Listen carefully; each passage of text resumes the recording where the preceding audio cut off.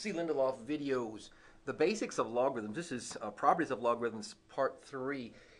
In the last video, I went through the first 5 rules. These are the last 3. And I'm going to show them to you, and then I'm going to explain quickly why they work. They're actually very straightforward if you look at it from a very simple basis. The first one says that log base b of m over n is equal to log base b of m minus log base b of n. So it looks like a bunch of crap, but it's actually super straightforward. Let's just look at it for a second. So say that log base 3 of 27 over 3. I get that you could simplify 27 over 3 and make it 9. I really get that. But I'm trying to illustrate this to you because when you get to calculus, being able to pull these things apart, expanding them, becomes super critical. So look, what if you did just what you said? What if you said, well, Charlie, 27 over 3 is 9. Log base 3 of 9 is equal to 2, right? Because 3 squared is 2, right? That would work. Just trying to illustrate this numerically that this rule works. Because when it comes to integration in calculus, this will be really helpful.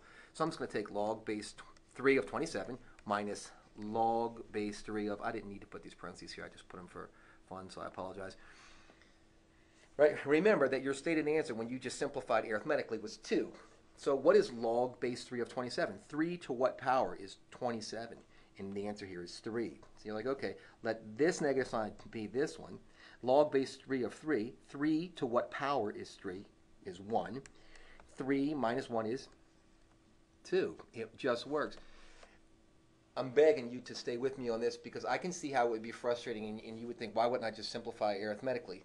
I'm going to go through some problems that have to do with variables, and hopefully you'll see that it becomes really, really helpful to calculus. So I'm kind of begging you to stay with me on this.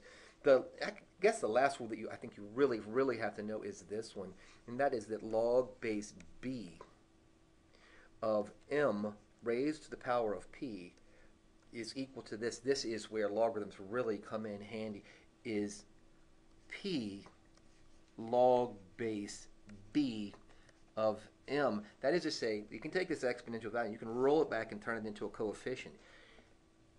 It's the difference between being able to solve a problem like this